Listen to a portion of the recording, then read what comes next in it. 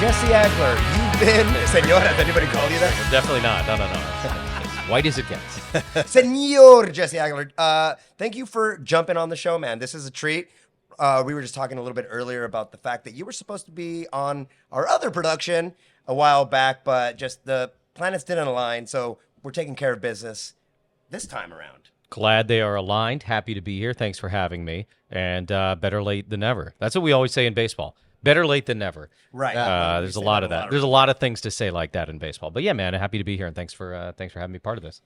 There's a very short list of, I'll call it an art form at this point, or art forms that I envy, that I appreciate, that I am always impressed by, that take me back. And one of those art forms is, what would you call it? The art of being an orator, or a talker, or a professional speaker, a professional communication transmitter, whatever you want to call it.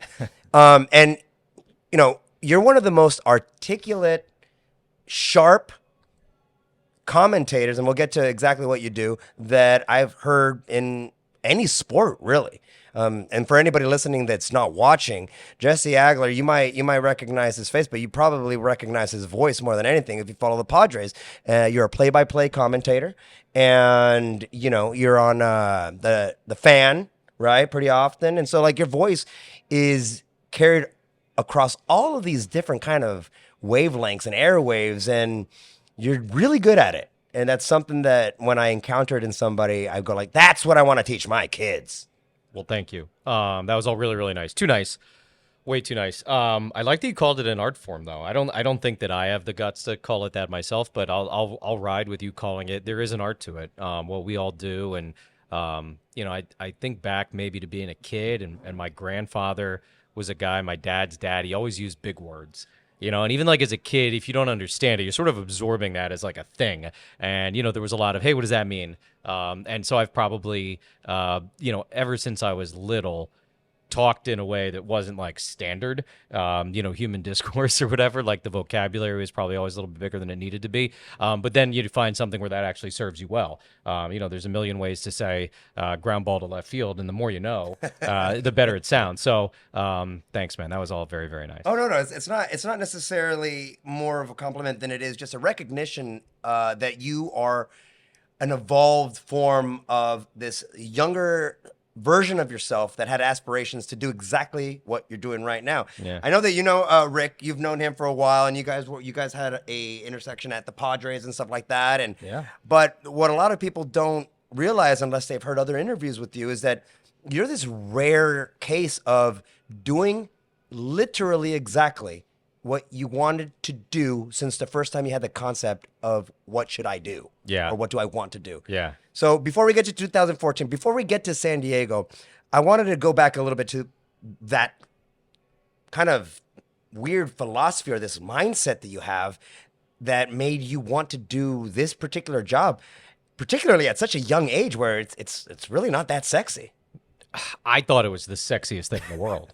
I did, as a 7-year-old, an 8-year-old, 9-year-old, whatever it was. And I couldn't tell you the exact year when I decided, like, that's what I want to do. But I can tell you what I was doing. I was sitting in my living room with my dad, who's a huge baseball fan, and watching a game. And at the start of the game, the announcers came on the screen, and they had the big 1980s headphones with the microphone attached, looking at the camera, and I was like, that's it.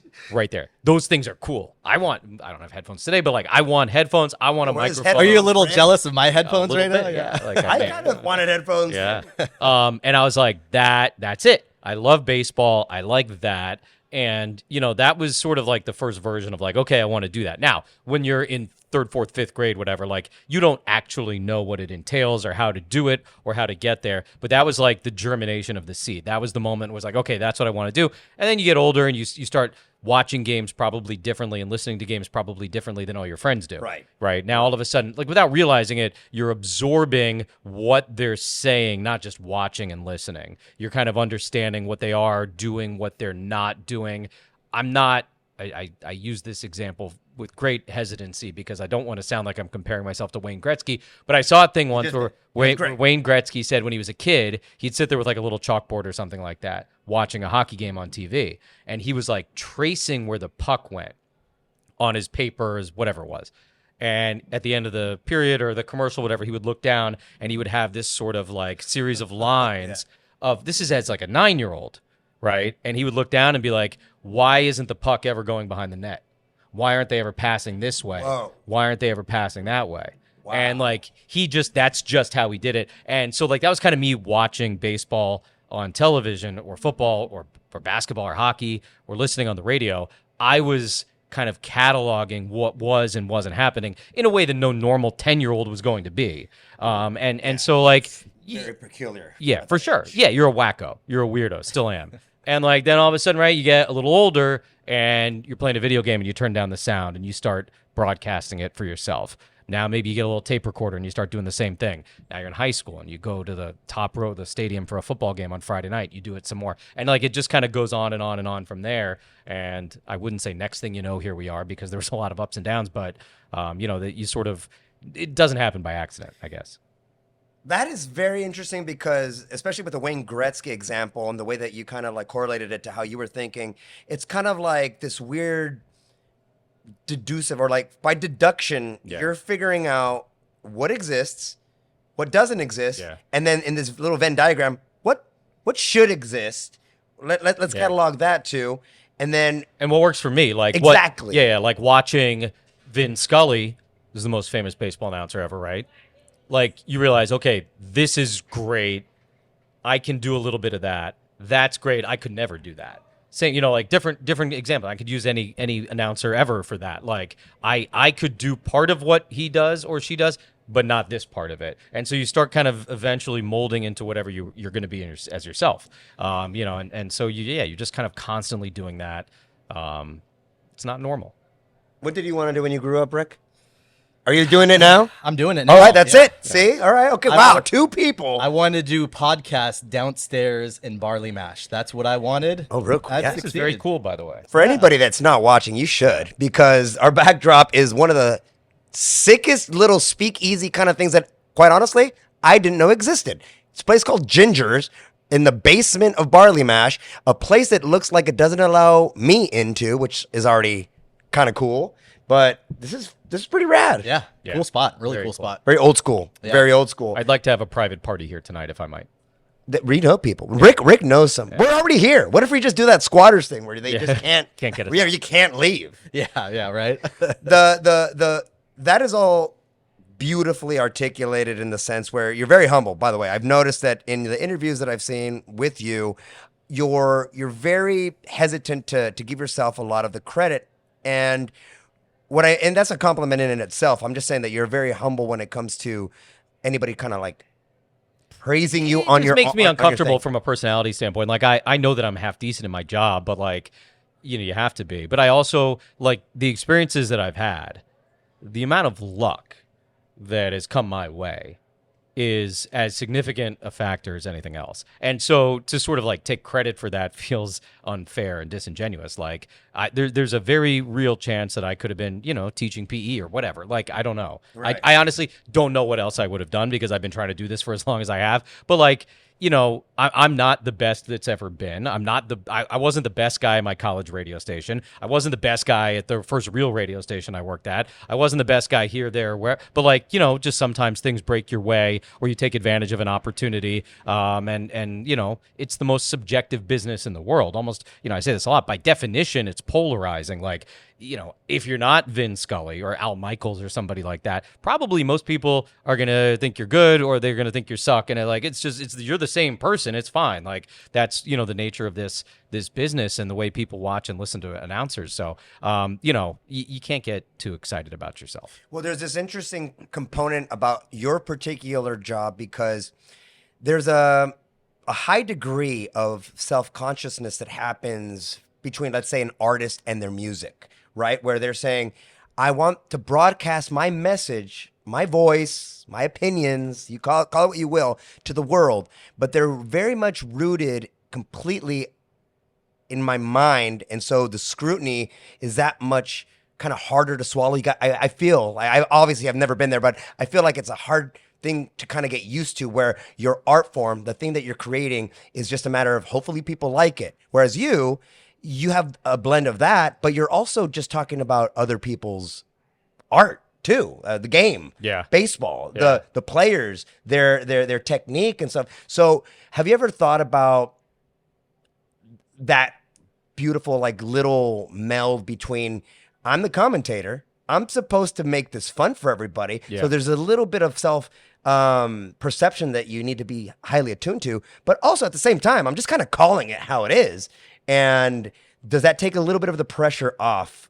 Because I've heard you say before that you're kind of an introvert and stuff Yeah. like that, but your voice is everywhere. It's kind of a weird thing to do as an introvert. Yeah, no, I think a lot of people meet me and they're like, "Oh boy, you must love talking to people," and I'm like, "No, I don't." Like, this setting is comfortable for me because there's a microphone. But like, if the three of us were sitting upstairs at Barley Mash having a beer, I'd be like super awkward. It's weird. It doesn't make any sense. I can't explain it. Like, it's just I'm not good at normal human being conversation. Like I'm just not. I've gotten better as I get older because like you just need that as like a member of society. You have to be able to do it. But like this is for whatever reason that much more comfortable.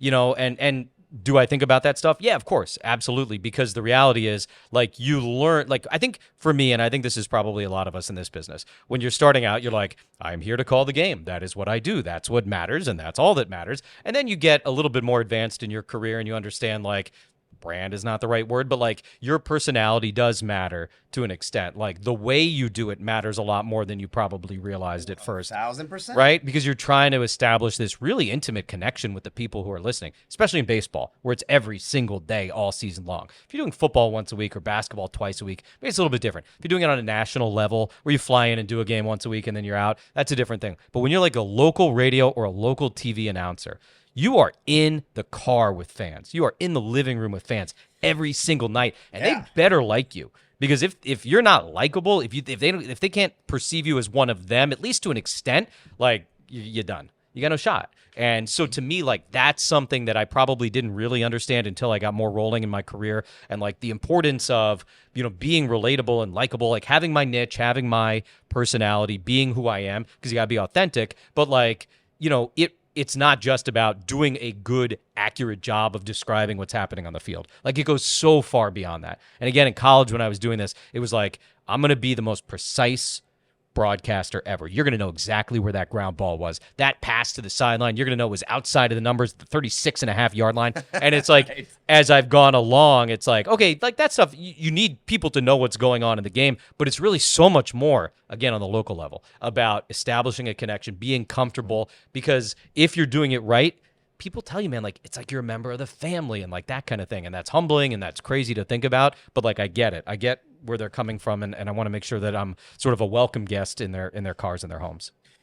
That's a heavy ass burden to It's not a burden No, at all well, because look. it's a responsibility. Right. And it's a joy. But like, you- think you're- about that. Like, and again, even as an introvert and not an ego person at all, like that's a hell of a thing to hear from somebody. Yeah. Like when they tell you, it's crazy, man. Like when somebody says, like, I feel like you're a member of our family. It's like, whoa, I'm just meeting you now for the very first time. That's a crazy thing to hear. That means an awful lot. That's I was gonna say celebrity status, but what they have is impact. It's an impact thing. It's not a who you are.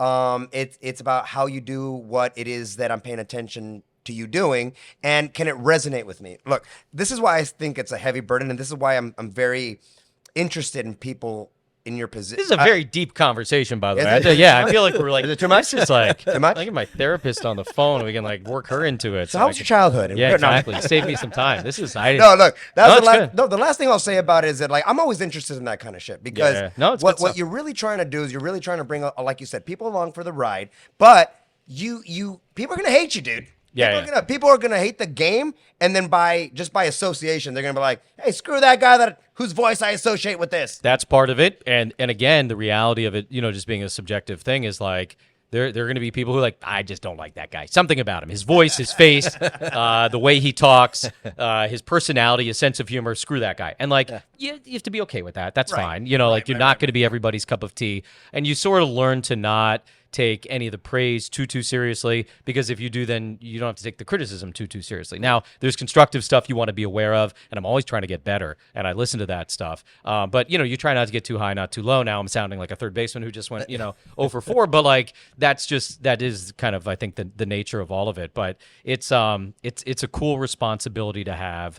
I like I said, I try not to get too upset when somebody doesn't like me. That's fine. But I'm also not going to go out and buy balloons if somebody tells me something very nice about myself. I mean, speaking of praise, though, The Athletic, every single year, they ask all the fans, like, kind of ask them questions about what they think of your team's announcers and everything. Oh, really? And year after year, the Padres announcers always do well.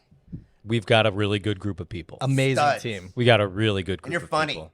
I mean, the whole as a unit, it's fun to listen to.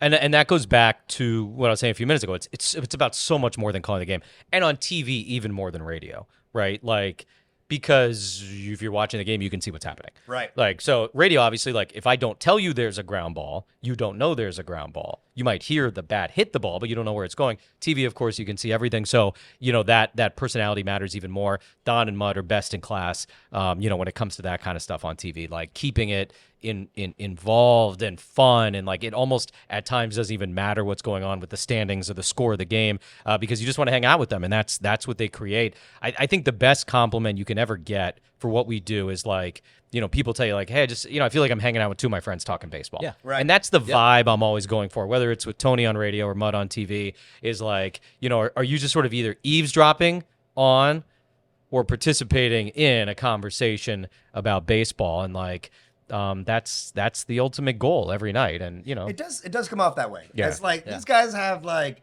a soda pop and some Cracker Jacks in there. You can just tell that the vibe there. But you're so well. You guys are so just on it. And I know your prep work. I've heard you talk about your prep work, dude. You don't mess around. You can't. And so when you go in there, I feel like you let the reins go a little bit, just because you're so well prepared for what's about to happen. And you know the game so well. You're such a fan. What's that kid's name in The Sandlot? The new kid that he becomes the announcer at the end, the commentator. Do you remember in The Sandlot, that guy with the big old hat, the kid with the big old hat? He's a new kid. It's the what's his name? No, Benny is the player. Yeah, Benny's the player. Remember at the end, that kid becomes like the he commentator? grows up and he's Benny steals home or whatever. Yeah, dude. I always get crap for this, by the way. I'm not a Sandlot guy. Go on. What's wrong with The Sandlot? It's just Is it the dog? I think when He's not that big. he's very scary. No, when I think I was like a little too old when it came out. Yeah. And so it never grabbed me the way some other baseball movies did. Got it. But like I feel like now it's like it's taken on this status among baseball fans. It's like the greatest thing that's ever happened. So I'm always sheepish admitting that. Yeah. But like I'm not a huge. But yeah, there's an announcer, and you would think it was right up my alley. I thought that was like your tale. I It's a associated story. more the kid from Little Big League. I associated with more when he became the manager of the Twins. That was like the guy that I was like, that's what I'm talking about. Like we're talking about double switches. Like that was kind of the one that grabbed me. Not Euchre in Major League. Oh no, Euchre in Major League for sure too. Okay. Good. I've seen Major League more than I've League seen of any Their Own, other that movie. didn't get ya? League of Their Own was great. Great movie. That was a great movie. Was the Rookie of the Year when he's with the Cubs? Yeah. The pitching coach character was So you were Daniel too much of a Stern. stickler for Rookie of the Year? No, I liked You it. can't do that. No, I liked it. doesn't happen. It was fun, and it was Henry Rowan Gardner. Henry Angels in Rosengarten. the outfield. How about that one? Or are they too Not close as to the much. Angels? Yeah. Too Not- close to the team. Not as much. I mean, like anything sci-fi is not my thing. It was kind of it was kind of goofy. It was kind of goofy. I have to rewatch. I should rewatch all of these.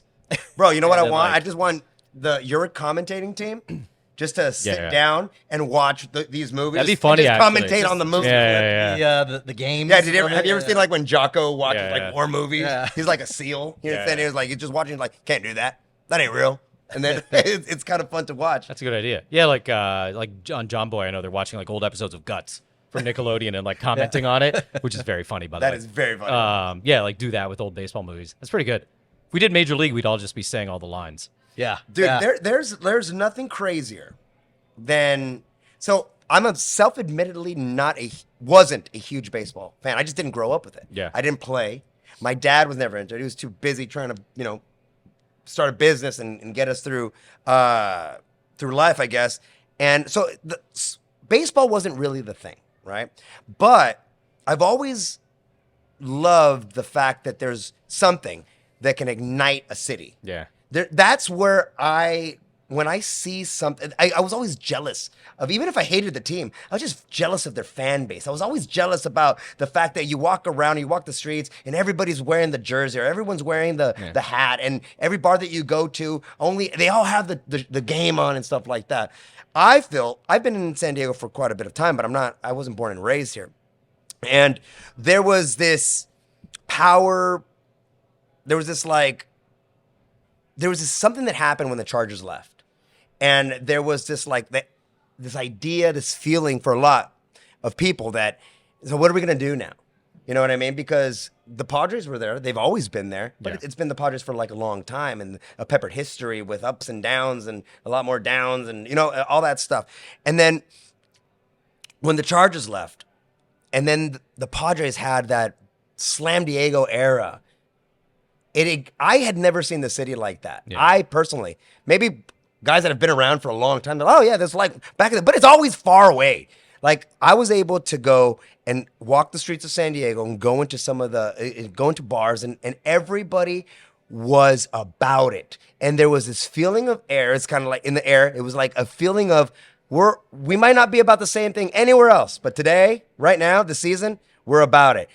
Nobody probably felt that more than the organization. I mean, it's one of the great things about sports, right? Is that you can take something that, in the grand scheme of things, is fairly meaningless, but then it isn't, and it becomes so meaningful, and it becomes so significant to so many people, as you said, of disparate backgrounds, who, like, we might not be able to agree on anything in the world, but we're in the same hat. Like, how cool is that? It's a remarkable power that sports has. The Chargers leaving, of course, that played a role, but the Padres, they were ready for that moment, right? Like, they were on the upswing. The team was ascending on the field. They started spending in a way that they had never really spent before. Right. Even guys, maybe it didn't work out in the long term, but like Hosmer and Will Myers, like those contracts, they were, sort of not just contracts, but messages to the city and the fan base that, hey, we're not just going to let guys get away anymore. Right. We're going to be participants in bringing in the big name guys. And then all of a sudden it becomes Machado, and you get the Tatis extension, and on it goes, right? So,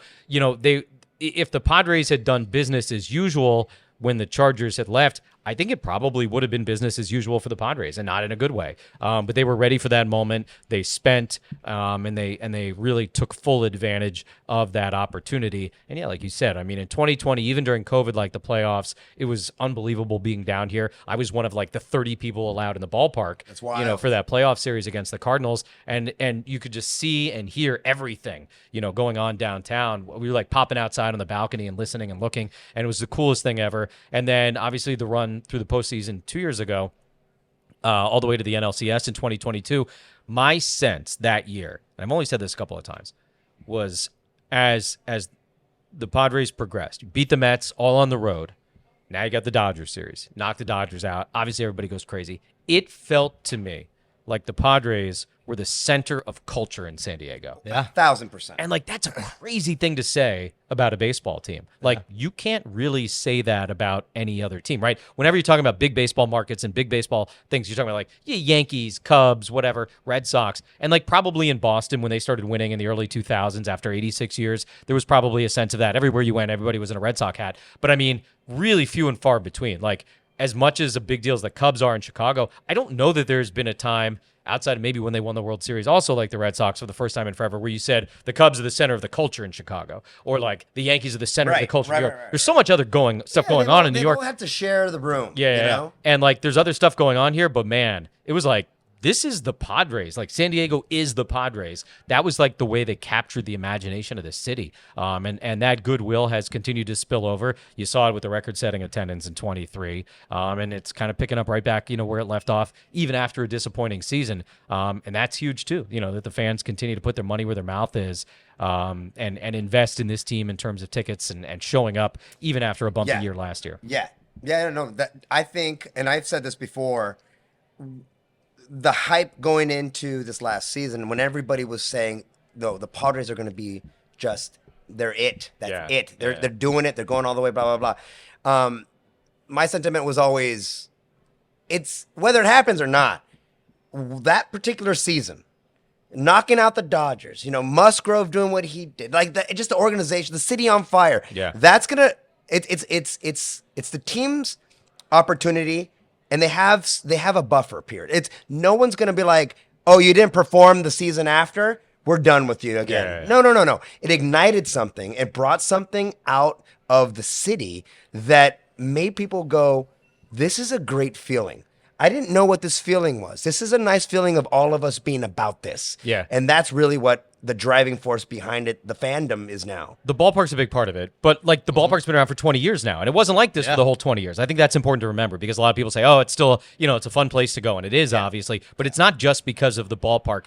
I think, and Rick, you've been here, longer than us, like it seems to me that in the last few years, this whole series of things has put a cloak of legitimacy around the franchise that maybe didn't exist in the past. Where like that allowed the people in this community and the fan base to buy in a way that just never really felt reasonable previously. Yeah. Yeah, like, I mean, just think about it, like some of the early days of Petco where they did make the playoffs. There was a lot of times where, there was that one season where they went in at 500, like it barely squeaked into the playoffs. We never had, I felt like Petco was always felt like it was unfinished too. So there was like a lot of things where it was just kind of, I don't know, like felt a little half-assed, like the team on the field and Petco Park. But like now I feel like there's like really an investment. Petco Park looks amazing now. Like when it comes to, not only just, the screens, the activations going on. They're redoing the Gallagher Square right now. I'm curious to see what that looks like. The foods, the drinks, like all that type of stuff. There's like a connection to San Diego versus like I've been to games in other cities many times, and you don't feel like there's a connection with the city there. I went to New Yankee Stadium. I felt like that was just the most generic, like stale stadium that I've ever been to in my life. The monument statues out that was cool, but like also that could have been anywhere. Like really, like well, they've integrated the city into the stadium. Like you walk into it and it's like it's like an airport kind of. You feel like San Diego. It's kind of like how airports do it. You go into a big airport and you go like, oh hey, look, there's that thing that I know that's in this town and blah blah blah. And you almost feel like walking through the airport, you're walking through it like this weird little espresso shot of the city. And it makes you feel like you're there. And when you go into Petco Park, everywhere you look, it's like San Diego is so present there. That's a great way to put it. It's a great way to put it. Because maybe you come into town, right, and somebody goes, oh, man, San Diego, I love Seaside Market. Now all of a sudden you're walking, behind the first base dugout, and you're like, oh, there's Seaside Market. Like, perfect. You nailed it. Yeah, and all the different breweries, being so well represented at the ballpark as well. That's a really good point.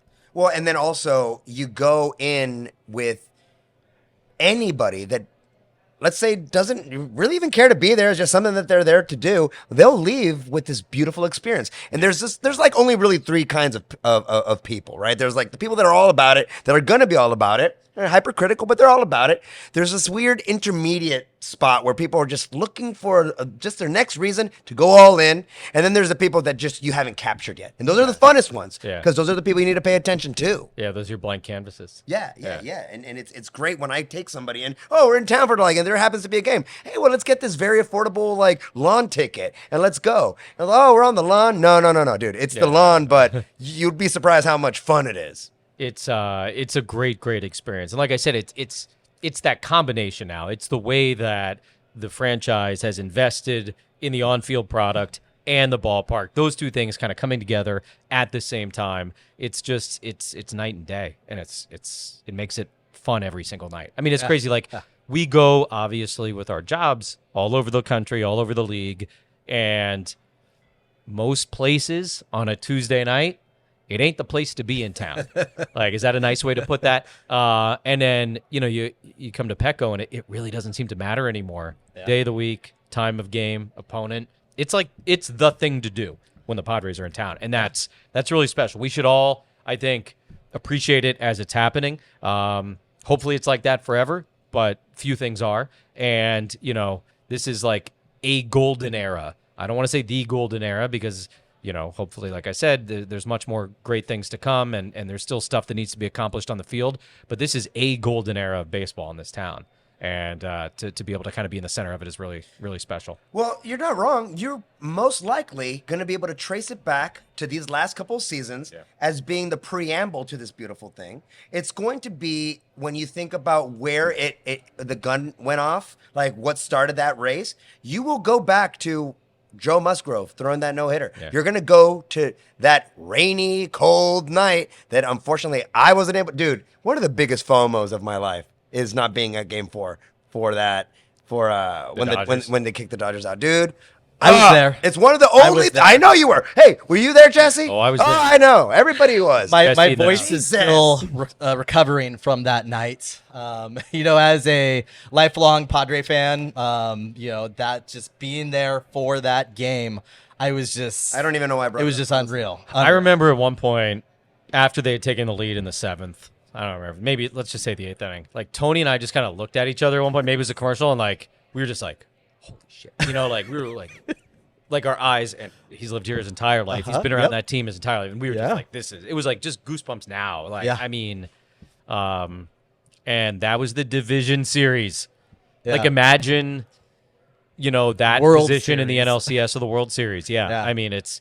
I think I said on the air that night that the stadium was generating enough electricity to power the gas lamp, which is a line I had used before, and then I extended it. It was like the gas lamp and North Park, and I like worked my way up the coast, all the way to like Carlsbad. I mean, it was just it was ridiculous, Bro, you said the electricity, but the one word that I kept on hearing time and time, every station, every the new electric. I'm just like, look, I don't really even care that obviously I would have loved to have been there, but it bled into the streets. Yeah. You might not have been at the epicenter of that quake, but everything, all the aftershocks, everything, it like juiced so many people into going all in now on the Padres. Yeah. It went from like one day they were like, yeah, I hope so, and then to the next post that game, oh, we're doing it. We're it. It also, to me, from like a perspective standpoint, it totally changed the whole Dodger thing. It felt like forever here, right? It was like Dodgers. Like all you ever heard about was Dodger. Got to be the Dodger. Got to be Dodger. And like still, obviously, they're the class of the division. They've won it. What is it? 10, 11, last 11 years, something like that. But it was like, all right, we beat them in the playoffs. Like we got bigger fish to fry now. Yeah. And look, will you have to go through the Dodgers to get to the ultimate goal of winning a World Series? Most likely in some form or another. Yeah, absolutely. But like to me, it was really significant from like, as I said, a perspective standpoint, where it was like, all right, like we can do that. Let's not make it all about this anymore. And like it's sort of like, all right, we have a bigger focus now, which is good. I think, not that I'm saying the guys on the field felt that way, but maybe just sort of like organizationally in the community, from the fan standpoint, I get that the Dodger thing is still a big thing. It'll always be a big thing. It should be a big thing. It's rivalry, it's geographic, it's big brother, little brother to some extent, all that stuff. I get it. But like from like an on-field standpoint, it sort of was like, okay, like still cool, still fun when we play them, all that, but it's no longer the thing. Yeah. It like allowed us to be like, all right, World Series. Like that's what matters. Yeah. I feel like it allowed the rivalry to become a little fun Sure. instead of lopsided and like aggressive. I was walking around with one of my buddies, and he's always been a notorious just pain in my ass because he's a Dodger fan if there was one. And we're walking around, and I go to the games every time that the Padres and the Dodgers get together. It's fun to go with him, but we're walking around the stadium, dude, and he's rocking that blue like if he's gonna have everybody, like it's gonna be a sea of blue, and he's looking around kind of like a little perplexed, and he's going, hey, where my guys at? Yeah. And I was Times like, have dude, changed. Yeah. I think I'm seeing a lot more Padres fans at this game than I am even Dodger fans. What's up? And he was like, I think you're right. And it was just a cool thing. It was beautiful to see that. It like I said, the whole thing has changed. I mean, it wasn't that long ago, a Giants series in the middle of the summer. It was orange everywhere. And it's just not that anymore. Now, they're not what they were, right? Like they were winning World Series a decade ago. And so obviously their fans are going crazy about it. And the Padres were down. And now it's like, there are Padre fans filling that place up every night. It's not just people who are at a convention or people who are coming in to see the other team. Yeah. And it makes all the difference in the world. I mean, there can be 34,000 quiet people. I've seen it, at Petco and other places around baseball. We don't got that anymore, and it's great. Yeah. You know, they're not quiet because they're into the game. They care about the game. They're Padre fans. They're not just people who happen to be there for the most part because it's an event or a thing to do. Yeah, even on the road, Padre Oh, fans yeah. are traveling a lot more than what they used to.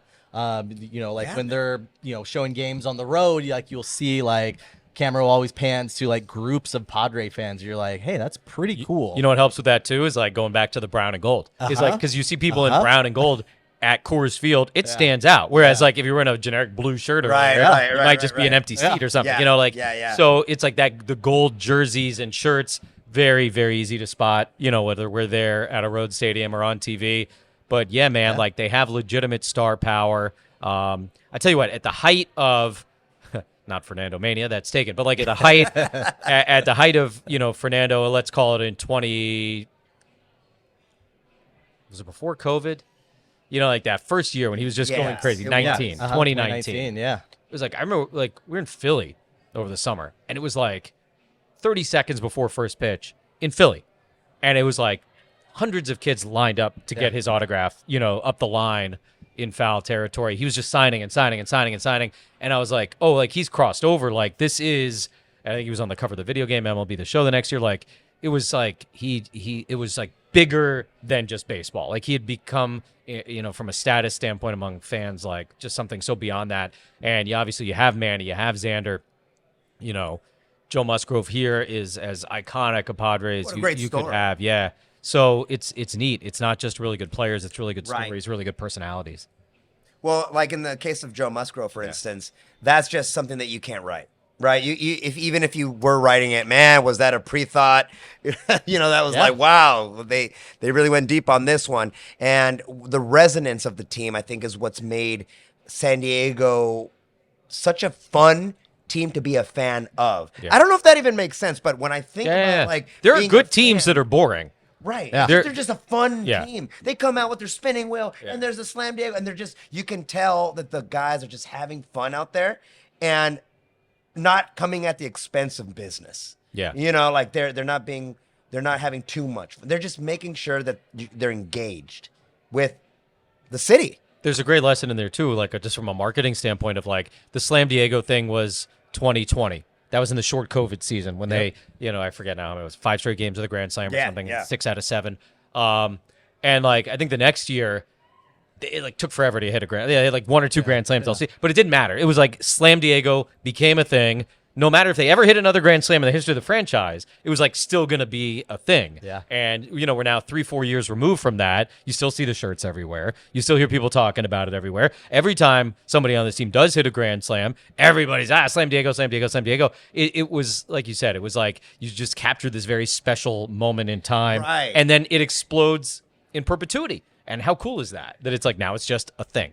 It was like everything that they were doing was getting in that particular hype moment. Yeah. Everything that they were doing was getting etched and like put into the time capsule. Yeah. And like, hey, everything that's happening right now deserves to be recorded and tattooed on because it was just everybody was just that excited, And then, well, what are we doing? What are we doing now, Jesse? Getting ready for spring training. How you feeling? How you feeling? How you feeling? I feel ready. I'm excited to get over there and like get it going. The roster is obviously not finished. This is true of most every team in baseball most years. The young guys coming, some combination of this year and next, are going to, I think, determine quite a bit about the trajectory that it goes. Now, with AJ Preller at the helm, anything's possible. Right. We've seen that a 1,000 times in the last however many years now. But yeah, like you have a core. Now you got some really, really talented young dudes coming. But you could end up in a situation like you did 2 years ago where like there's a Juan Soto type trade out there as a possibility. You go, all right, like, is this our moment to try and strike? Because as I try and remind people all the time, the idea is to win the World Series. Yeah. Nothing else. The idea is not to accumulate the best prospect list in baseball. The idea is not to accumulate, the best savings or the most reasonable contracts, although I'm sure everybody involved would like to see that happen. Yeah, it kind of is. Very important, sure. But, like, the idea is to win the World Series. And so, like, if there is a thing to be done where you go, I think this improves our odds of winning the World Series significantly, then you, like, go and do it. So, look, who knows how it all plays out. That's the beauty of baseball and sports. Last year, all year long, all year long, the Dodgers and the Braves in the National League were rolling through everybody. They were great teams. Great teams. The Braves were one of the best offensive teams in baseball history last year. The Braves, as a team last year, slugged higher than Bryce Harper did. It's their entire team, including insane. the crappy hitters. That's insane. Like they were, and you know how many playoff games combined the Braves and the Dodgers won at the end? None. 0. They didn't win a single playoff game between the two of them. So look, it's the as I like to call it, the beautiful stupidity of baseball is anytime you think you know something, the sport smacks you in the face and reminds you don't know anything at all. Really quick. Yeah. So like sitting here on what did it say, January 20, whatever, like I'm not making predictions about the roster, wins and losses, anything like that. But there is a core of talent here that Padre fans, every Padre fan of years gone by, would be salivating over. Yeah. I'm excited because it's the start of a new season. I'm excited because I get to watch guys like Fernando and Manny play baseball every single day, which is just as a fan like a privilege. Yeah. And we'll see where it goes, man. This thing is such a roller coaster. Are we going to get punched in the stomach a few times? Most likely. But, if you pop some bottles at the end of that, that's all good. Yeah, that's the crazy thing about this offseason, though, is that there's so many free agents still out there. We are so close to spring training.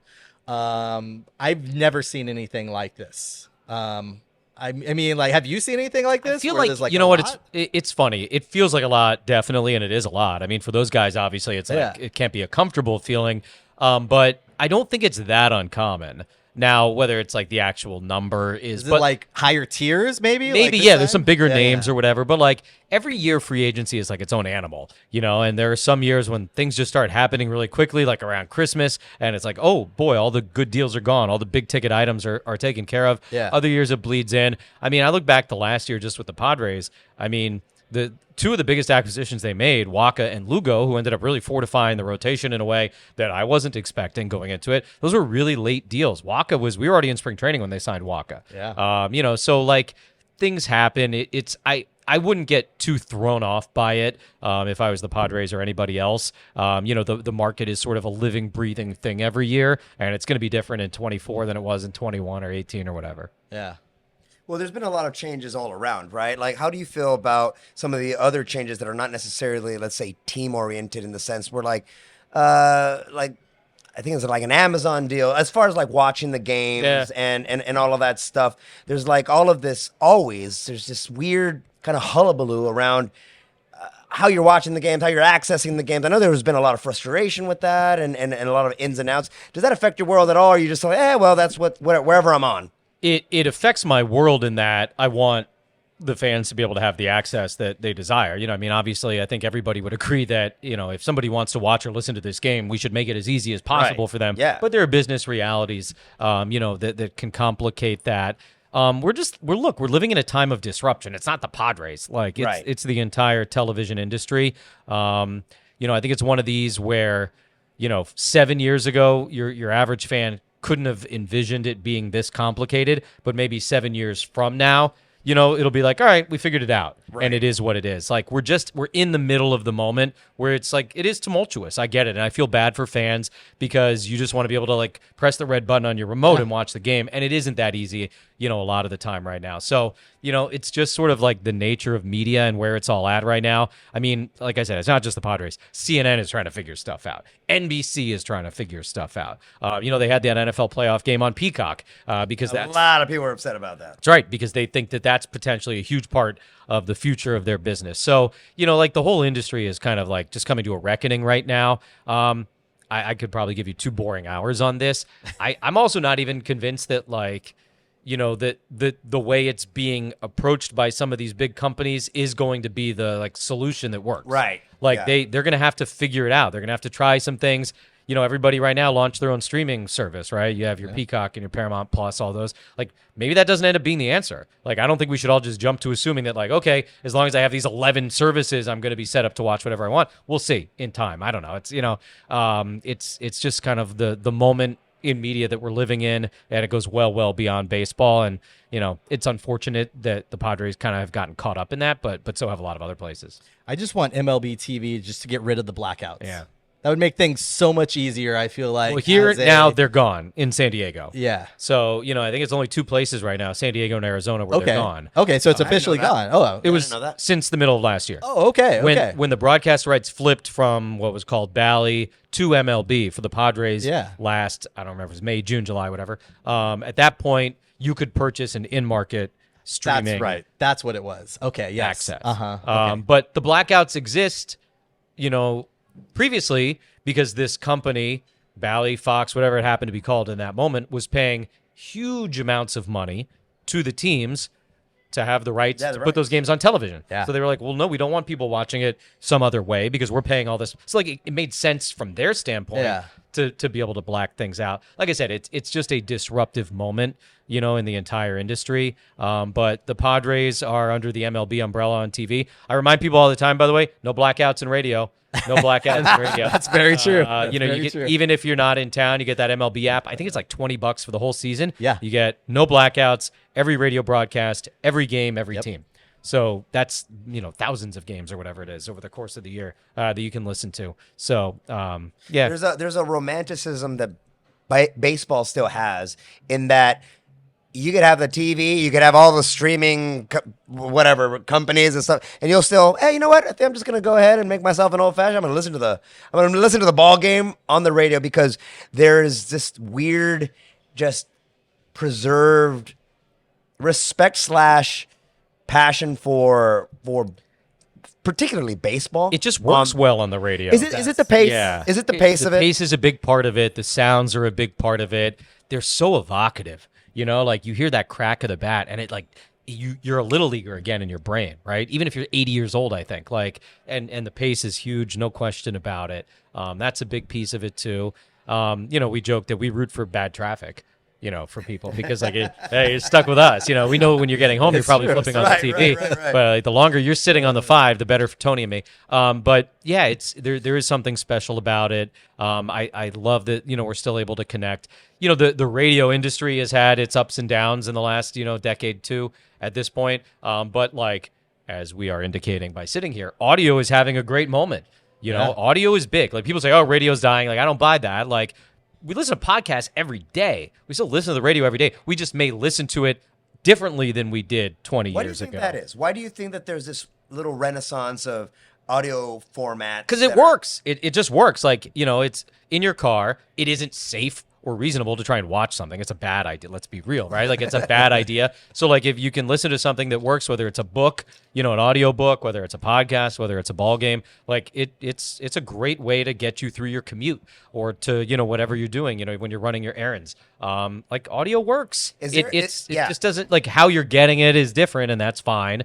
But, I think most people have figured that out by now. That's what I always tell you, like, for podcast length.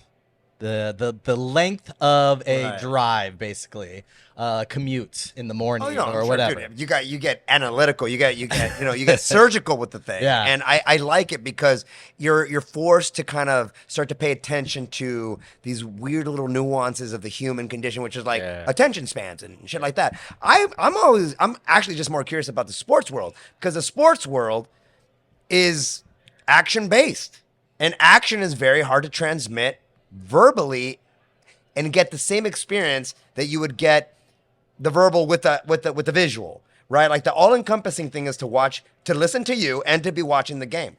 So getting somebody that actually prefers to just listen to it is very interesting to me because that's where the art comes in that you said at the beginning. Exactly, right. Is like and look, a home run when you go crazy, that's easy, right? Because like that's just what you do. The ones that I love, the little nuanced ones, right? Like you change your voice a little bit.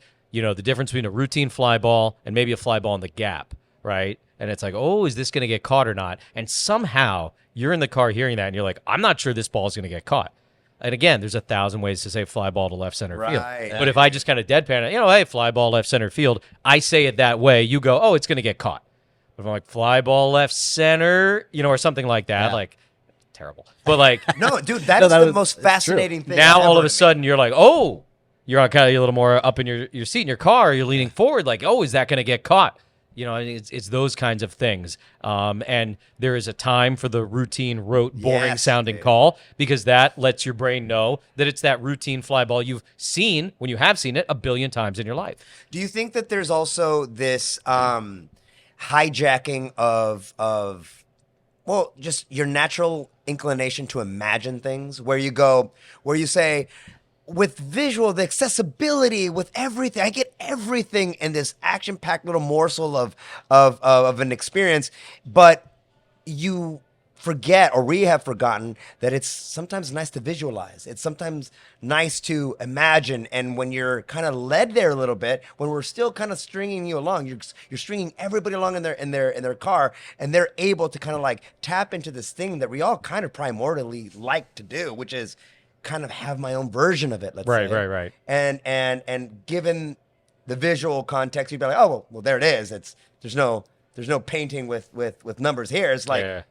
I don't know if that has anything to do with it, but sometimes it's just nice to daydream. And some people like getting into that zone where they're not being, let's say, ultra stimulated by Yeah. every single thing. That's what I was thinking as you were saying that, right? Like, I can't give you the physiological breakdown of it, but like, they tell you how bad it is to scroll TikTok before bed or whatever, and like what you're doing to your brain and how you're like, firing all the things and you're never going to fall asleep, all that. This is like the opposite of that. Like, it's like reading, right? It's like a nice, I don't want to say passive because you're actively listening, but like it's a nice, more relaxing thing for your brain. So maybe there is something to that. What else do you like to do? What else does a guy like you actually like to do besides baseball and comment? Like, what stimulates you in another way, where when you find a hobby or Yeah. something that you like to do, because you have a high octane kind of like job where you're always being stimulated by great things.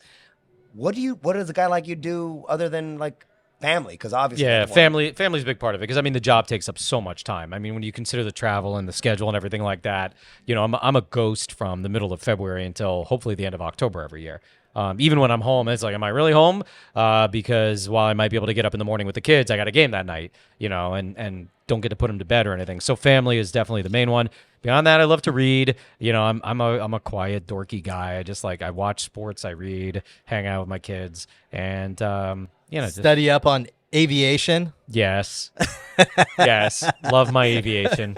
You love your aviation. Yeah, it's just like another dorky thing. I'm Wait, you're a fascinated pilot. by airplanes. I wish. No, I've No, never. He got to fly with the Blue Angels, right? The Thunderbirds. Oh, Thunderbirds. Air Okay. Force, not Okay. Navy. Wait, Sorry, wait, Navy. wait. You love aviation. He didn't say that you liked it. He's like, you love aviation. Yeah. You what component of, like, you just like the engineering component? You like No. the- My brain's not mathematically inclined at all. So the engineering piece doesn't do it for me. Like I like if you get me in a conversation about lift and drag, I'm gonna fall apart. But like What is it that you like about it? it just same thing as baseball. Like since I was a kid, I was just fascinated by it. And it was sort of like I think it's the coolest thing in the world. Like when you really like step back and think about it. And so I've just like always loved airplanes. I'm fascinated. I love flying. I love learning about how it works, all the different technologies, that kind of stuff. Yeah. So like, Wait, so are you a scholar when it comes to, like, are you watching the History Channel going like, oh, there's a Yeah. this and this and that? That was Yeah. actually good. a lot of that. You geek out on that? Geek out on that stuff for sure. History in general, but yeah, aviation for sure. It's not interesting stuff to talk about. It actually though, is kind of interesting. Yeah. You flying? Yeah, no, flying. Here's what I like to say, right? And this kind of feels like a baseball note, but it's not, right? So from the start of human history, however many millions of years, whatever, until 1903, there was no powered flight. None. So like, I'm not an anthropologist. However many years that is, right? 1903, the Wright brothers get like 6 feet off the ground in Kitty Hawk, North Carolina, and they go 20 feet. Okay? And I was like, okay. So all of human history to 1903, no powered flight. 1903, you get a little bit of powered flight. 1969, a guy's on the moon. Like, think about that. Like you went from like all of human history with not getting off the ground, and then 66 years after the Wright brothers, there's literally guys walking on the moon. Like, come on.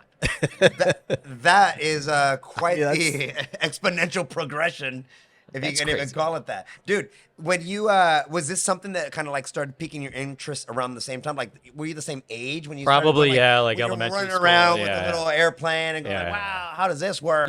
My second grade teacher, I can't remember if she was a pilot or for son or maybe both. So she would talk a lot about airplanes and it was like, yeah, you're the exact right age. Like my son's in second grade now, and you can see if something grabs you at that age, it's like, oh, like it grabs you, and I just never let go.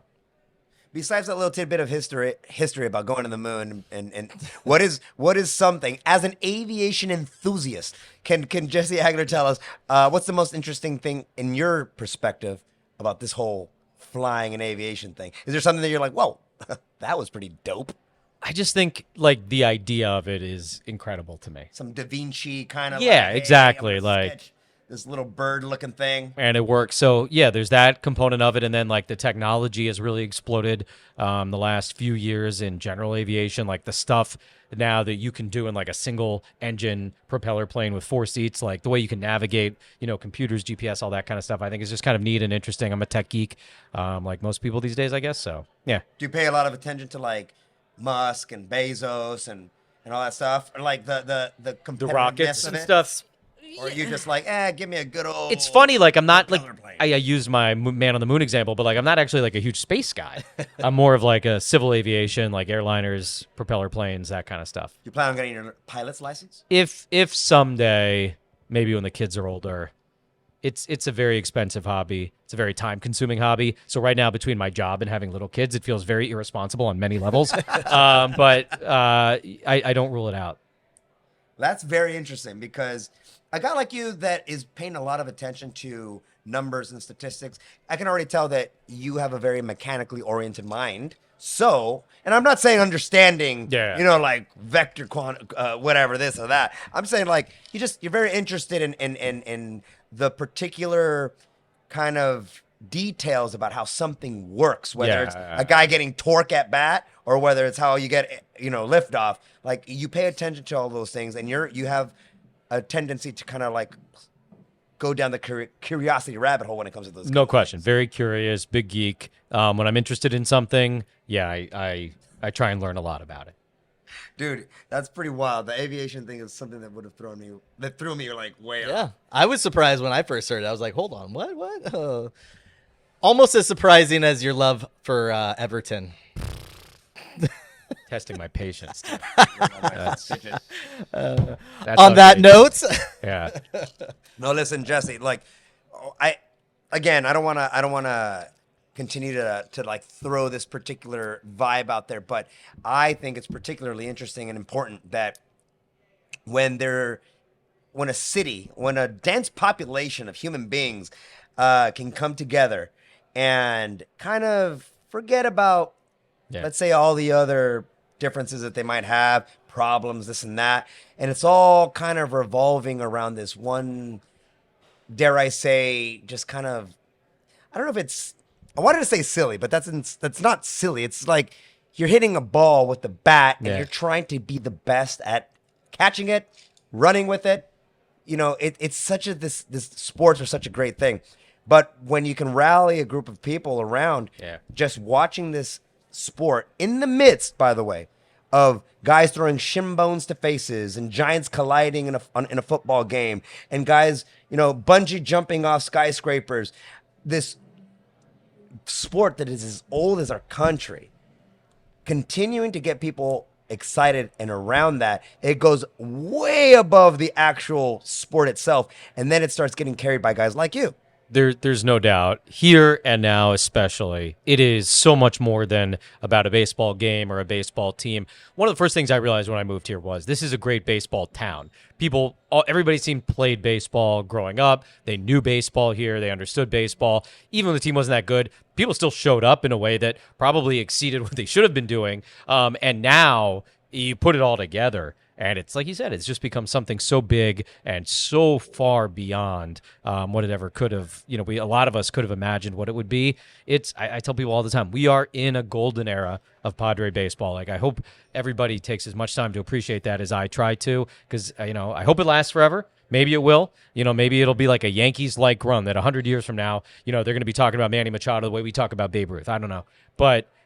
This is something to be appreciated, to be cherished, and the fact that it means so much to so many people here. Like you said, no matter what else is happening in the world is really, really special. And to be able to be a small little speck in that universe is a real treat for me. Jeez, dude, that's so wild. And I just love the story about just doing what you want to do. Yeah. I'm doing exactly what I want to do, and everybody that is doing exactly what they want to do has a similar, emotional, passionate kind of vantage point when it comes to what you can do with your life. So for any aspiring little commentators out there that are trying to get their foot in the door, that want to do this, that are going like, hey, I listened to Jesse Agler, he wanted to do this, I want to do this, I thought it was weird, but it's not weird at all. What are you going to tell them? What would you say to them? I mean, it's from a technology standpoint, everybody can get a microphone now. Like when I was a kid, I couldn't get a microphone. Like I was obsessed with the microphone, right? Couldn't get one. Now you can get a microphone wherever. You can have it record on your phone. Just turn down the TV, put on a video game, go sit in the last row of the bleachers of I was gonna say Little League game, that might be weird, high school game or whatever, and just practice. Do it. Start looking for jobs, looking for internships. If you're going to go to college, try and get involved with a college radio station. That was a huge part of what I did. Understand that the business is really hard. There's obviously a lot of competition, a lot of people who want to do this, but, just give it a shot. Take a whack, and you never know, you might end up living your dream.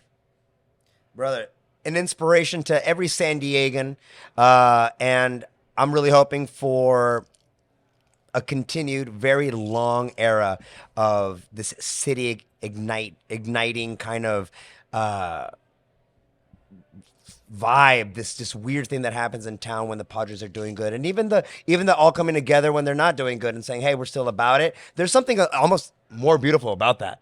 Like when they're not doing good and still let's do the good thing for a while. But you know what I mean? Like where you go like, up in the back. yeah, dude, I'm sure everybody Well has practiced. But dude, thanks for giving us your time. Yeah. Dude. Honestly, dude, I love talking to people that are just passionate about what they do. You're as passionate as they come about what you do. Where can people find you, listen to you, watch you, besides obviously like at Padres games? Yeah, the Padre games are the main thing. 97.3 in town every day, all season long.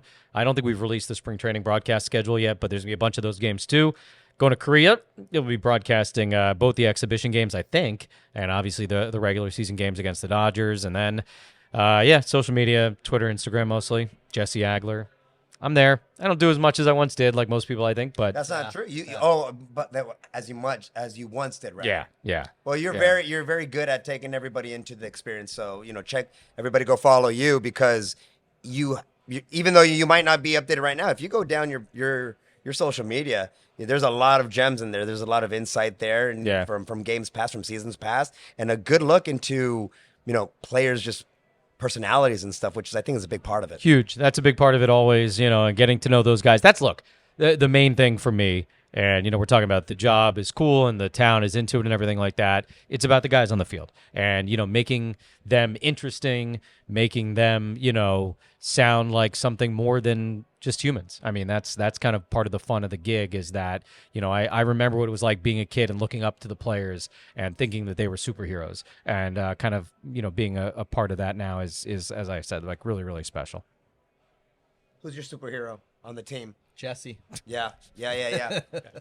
You always have to have this professional kind of like unbiased kind of take on it. But one player on the team right now that you're particularly excited about, whether they've been around for a while or whether they're new, coming into this next season, who are you telling people to keep an eye out for? I mean, it's easy and obvious to say, all the easy and obvious guys. I'm really excited, and this is generally the case, but even more so this year in spring training, especially because they're going to get a lot of playing time, to see some of these young dudes that, whether it's this year or next, are probably going to be a very big part of the future here. Whether it's Merrill or Marcy, Ethan Salas. I mean, it's going to be pretty cool. Paulie, and keep going, Snelling. Names that maybe are not everyday names right now to a lot of people, but probably will be sooner rather than later. I remember very, very well Fernando's year coming into spring training when it was like, all right, he might make the team, but probably not. Needs a little more time in the minors.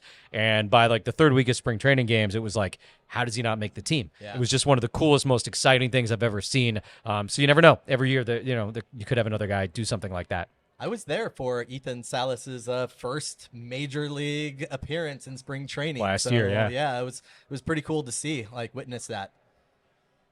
I can't wait I can't wait to be at a bar somewhere and rooting on the team and Gallagher Square, whatever that's going to start to look like. Best stadium, best team, best fans, and best commentating team as far as I can tell. So what's up, baby? Very nice here. Hey, well, listen, Jesse, thank you so much for giving us your time. Thank you, Barley Mash, lending us Ginger's little speakeasy. And it's a beautiful spot.